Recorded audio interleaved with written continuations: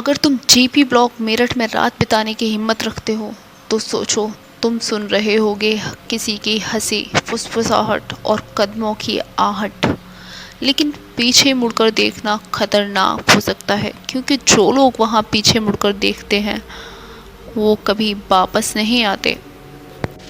Hello दोस्तों, कैसे हैं आप लोग। मैं आज फिर से लेकर आई हूँ आपके लिए एक सच्ची कहानी को शुरू करने से पहले आपसे एक रिक्वेस्ट है, चैनल को सब्सक्राइब कर दीजिए और कहानी को लाइक ज़रूर करना। चलिए पढ़ते हैं कहानी की ओर। जीपी ब्लॉक मेरठ में पुराने ज़माने के सरकारी क्वार्टर्स थे, जो शायद ब्रिटिश काल या शुरुआती आज़ादी के बाद बनाए गए थे। इन घरों में एक समय पर सरकारी अफसर और आर्मी से जुड़े लोग रहते थे।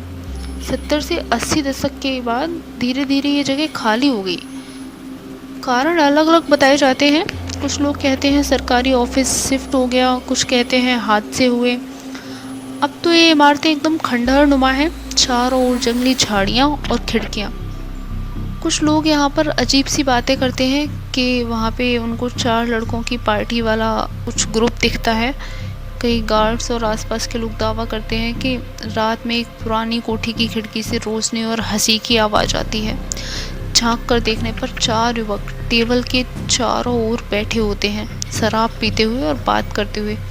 जैसे ही कोई उनके करीब जाता है, अंदर सब कुछ अंधेरा हो जाता है और वो कहीं चले जाते हैं, मतलब वो कहीं गायब हो जाते हैं।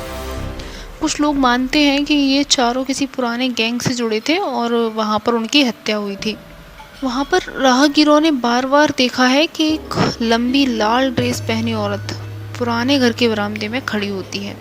उसकी आंखें बिल्कुल बिना पलक झपकाए सीधे सामने देखती रहती हैं। जो भी पास जाने की कोशिश करता है वो धीरे धीरे धुंध में बदलकर गायब हो जाती है।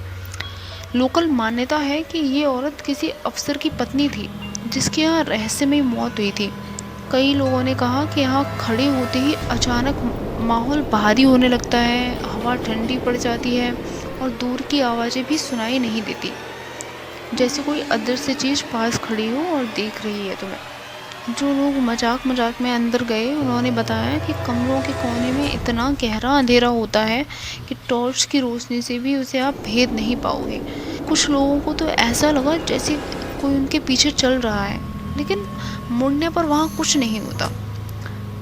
आसपास के लोग कहते हैं कि यहाँ किसी समय हादसे हुए थे, एक मर्डर केस और एक महिला की आत्महत्या और एक कार एक्सीडेंट। यही वजह है कि यहाँ आत्माओं का अड्डा कहा जाता है। आज भी ज़्यादातर लोग रात में वहाँ जाने से बचते हैं, क्योंकि जो भी वहाँ जाते हैं उनको अजीब सी चीज़ें महसूस होती हैं। उनको लगता है जैसे कोई उनके पीछे चल रहा हो, या फिर आगे से कोई उनको देख रहा है। अगर वो पास जा रहे हैं तो वो गायब हो जा रहा है। अजीब सी हंसी की आवाज़ सुनाई देती है।